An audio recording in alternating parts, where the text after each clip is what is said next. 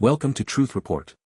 Tonight, we pull back the curtain on the silent expansion of surveillance, a pervasive force shaping our world in ways most don't even perceive. From the invisible algorithms tracking global wealth to state-sanctioned monitoring of private citizens, the mechanisms of control are tightening their grip.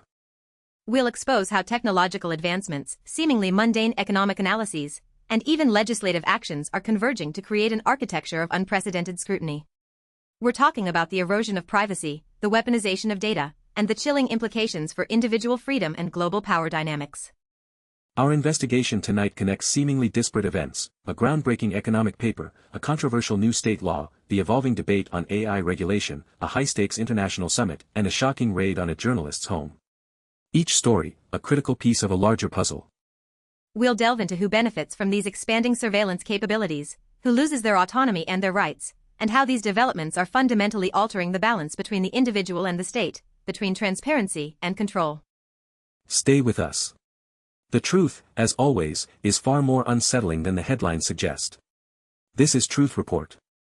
We begin tonight with a story that might sound like academic esoterica, but its implications for global power and oversight are profound. A new research paper, published on AR14, is proposing a radical new way to monitor the world economy. Titled The Spectral Topology of Global Imbalances, a Graph-Theoretic Framework for Systemic Risk in the Balance of Payments, this paper, according to AR14, pushes beyond traditional economic analysis. It views the entire world economy as a complex, directed network. What does that mean in plain terms, Alex? Essentially, it models global financial flows and claims not as isolated national statistics, but as an interconnected web. Every country is a node, and every cross-border financial claim or current account transaction is a weighted, directed edge on this graph. Exactly. This isn't just about understanding the economy, it's about surveilling it at a macro level with unprecedented granularity. By mapping these spectral topologies, institutions could identify systemic risks, hidden vulnerabilities that might trigger a global financial crisis, long before they manifest. The paper argues that traditional balance of payments analysis misses the essential structural fact that global imbalances are jointly realized on this network. This network-theoretic paradigm aims to provide a more holistic, interconnected view of financial dependencies and exposures worldwide. The power in this framework lies in its predictive capability. Imagine a scenario where a small, seemingly isolated financial tremor in one part of the world could be algorithmically traced through this network to reveal its potential to destabilize major economies or even trigger a global cascade. Who benefits from such a system? Primarily, global financial institutions, central banks, and powerful nations that have the resources to implement and interpret such a complex model. They gain a sophisticated early warning system and a tool for proactive intervention. And who loses? Nations and economies that might find their internal financial decisions, vulnerabilities, or dependencies exposed to this global scrutiny, potentially leading to external pressure or even interference under the guise of systemic risk mitigation. This framework, while presented as a tool for stability, could also become a powerful instrument of economic surveillance and control. It allows an elite few to gain an unparalleled, almost omniscient view of the global financial pulse, dictating policy and potentially reinforcing existing power structures. It fundamentally alters the landscape of economic sovereignty. When the health of a nation's economy can be reduced to a node on a global graph and its risks quantified by spectral analysis, the potential for powerful external actors to exert influence through this surveillance of systemic risk is immense. Next, we turn to a deeply disturbing development out of Kansas, a story that brings the concept of state-sanctioned surveillance chillingly close to home. The Intercept reports on a new anti-trans bathroom bill with a cruel and unprecedented twist. This isn't just another discriminatory bathroom bill. According to the Intercept, this new Kansas law takes a shocking step further. It allows individuals who feel aggrieved by the presence of a trans person in a bathroom to file a civil suit for monetary damages. Let's be clear about what this means. The state of Kansas is effectively deputizing citizens, turning them into bounty hunters of sorts, incentivized by financial reward to actively monitor and report on perceived gender identity in highly private spaces. It creates a climate of fear and suspicion. Imagine being a trans individual, or even someone perceived to be trans, constantly under the threat of surveillance, harassment, and legal action every time you need to use a public restroom. This isn't about safety, it's about control and intimidation. The aggrieved party doesn't need to prove harm beyond their subjective discomfort, making it incredibly easy to weaponize this law against trans individuals and those who support them. The civil suit mechanism is particularly insidious because it bypasses the higher burden of proof often required in criminal cases. It allows for a form of legal bullying, where the threat of costly litigation itself becomes the punishment. Who benefits from this cruel legislation? Certainly, not the citizens of Kansas seeking genuine public safety. This law primarily benefits those who seek to marginalize and erase the trans community, using the state's legal apparatus to enforce their prejudices. And the losers are unequivocally trans individuals, their families, and allies who are now subjected to state-sanctioned discrimination and constant surveillance in their everyday lives. It erodes their fundamental right to privacy and dignity. This bill represents a dangerous escalation in the use of legislative power to foster internal surveillance within a society. It's a direct encouragement for citizens to spy on each other, to report on perceived nonconformity, and to profit from the persecution of a vulnerable minority. This is a stark example of how state power can infiltrate the most private aspects of individual life, turning ordinary citizens into agents of enforcement and surveillance against their neighbors. It's a chilling precedent for other forms of social control. Moving from direct social surveillance to the digital realm, our next story tackles the critical debate around artificial intelligence regulation. IEEE Spectrum has published an important piece arguing that we don't regulate AI models. Regulate AI use. This perspective shifts the focus from the abstract technology itself, the algorithms and datasets, to how AI is actually deployed in the real world. Regulating the use of AI means addressing its applications, where the real dangers and surveillance implications lie. As IEEE Spectrum argues, regulating the models themselves is difficult and could stifle innovation. But regulating how AI is used allows us to target specific harms, algorithmic bias in hiring, discriminatory lending practices, or pervasive surveillance technologies like facial recognition. This is crucial for Truth Report because the use of AI is where surveillance truly becomes potent. Think about predictive policing, where AI analyzes data to target neighborhoods or individuals, often perpetuating existing biases. That's a use that needs regulation. Or consider the deployment of AI in workplaces for employee monitoring, tracking productivity, or even assessing emotional states. These are direct surveillance applications that can have profound impacts on worker rights and privacy. The article's point is that AI models are just tools. A hammer can build a house or be used as a weapon. It's the intent and application that matter. In the context of surveillance, AI is a powerful hammer, and its use needs stringent oversight. Who benefits from an unregulated use of AI? Corporations and governments that seek to leverage AI for data collection, control, and efficiency without accountability. They gain powerful tools for monitoring populations, consumers, and employees. And who loses? Individuals whose data is constantly collected, analyzed, and used to make decisions about their lives, often without their knowledge or consent. They lose privacy, autonomy, and are vulnerable to algorithmic discrimination and control. This debate highlights the urgent need to establish ethical frameworks and legal boundaries around AI applications. Without regulating its use, we risk a future where AI becomes the ultimate engine of ubiquitous, invisible surveillance, determining our access to everything from jobs to justice. The call to regulate AI use, not just the models, underscores the profound societal impact of this technology.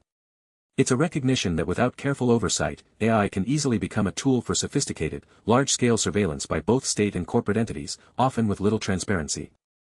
Our next story takes us back to the global stage, revealing another dimension of surveillance, the meticulous monitoring and control of critical resources. The Guardian reports that about 20 countries, including the G7 states, are meeting to discuss a strategic alliance on critical minerals. This summit, involving the US, EU, UK, Japan, Australia, and New Zealand, among others, is being framed as a move to de-risk from China in the supply of rare earths and other vital materials. It's an overt effort to secure essential resources for advanced technologies and defense. While not traditional human surveillance, this is a form of geopolitical and economic surveillance. These nations are closely monitoring global supply chains, identifying dependencies, and strategically positioning themselves to control the flow of these indispensable materials. Critical minerals are the building blocks of our modern world, from smartphones and electric vehicles to advanced weaponry. The ability to track, predict, and ultimately control their extraction and distribution is a form of power projection and strategic foresight. The talks even include calls for the U.S. to guarantee a minimum price for these minerals, indicating a proactive approach to shaping the market and influencing global resource economics. This isn't just about trade, it's about strategic dominance. This alliance is essentially a surveillance network of critical resources. It maps out vulnerabilities, identifies key players, and establishes mechanisms to ensure that these crucial materials flow to the allied nations, bypassing potential adversaries. Who benefits? The powerful nations forming this alliance.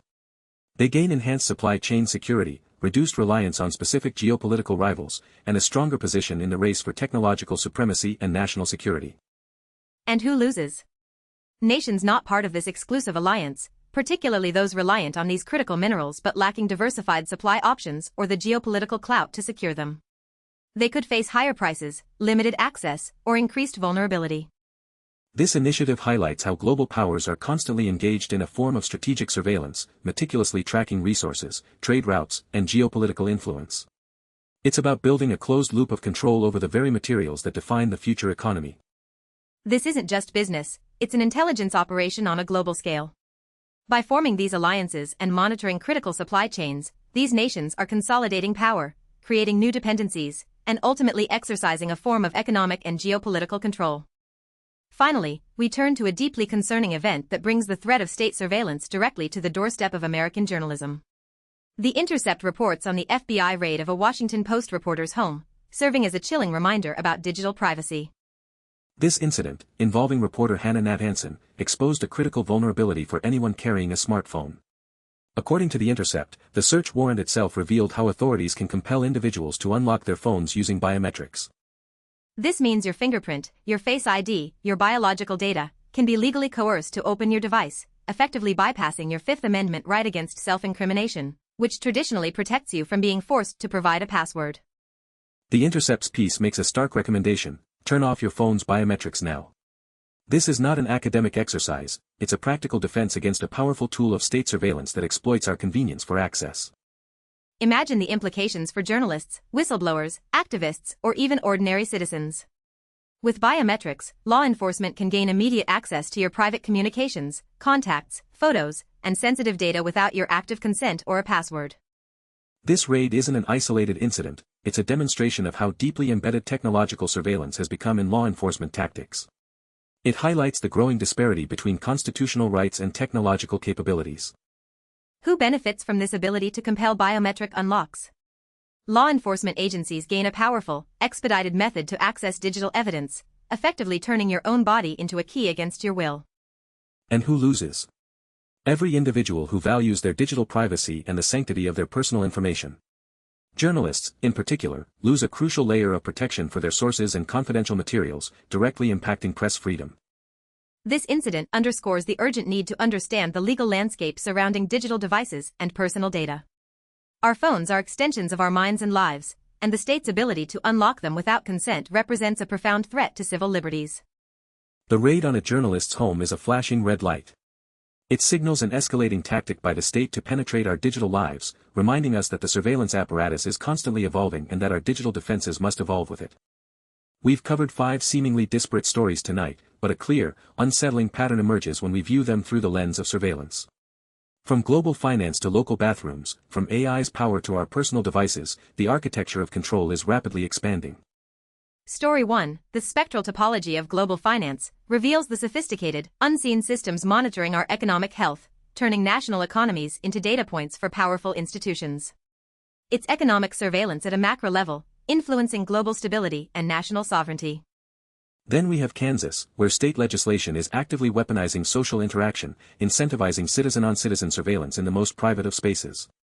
It's a terrifying precedent for state-sanctioned social control and the erosion of individual dignity. The debate over AI regulation underscores the critical importance of scrutinizing its use. AI, unconstrained, becomes the ultimate engine for pervasive data collection, predictive analysis, and control over every aspect of our lives, from employment to personal behavior. The Critical Minerals Alliance demonstrates how geopolitical power is asserted through the meticulous surveillance and control of global supply chains. Nations are watching, mapping, and securing resources, shaping the future balance of power through strategic oversight. And finally, the FBI raid on a journalist's home highlights the immediate, personal threat of state technological surveillance, where biometrics become a tool to bypass our rights, granting unprecedented access to our most private digital lives. What ties all these together is the relentless expansion of systems designed to monitor, categorize, and control. Whether it's financial flows, human behavior, technological applications, strategic resources, or personal data, someone is always watching. This isn't just about privacy, it's about power. Who holds the data, who controls the algorithms, who defines systemic risk or aggrieved parties, and who can unlock your phone? These are the questions that determine the future of freedom.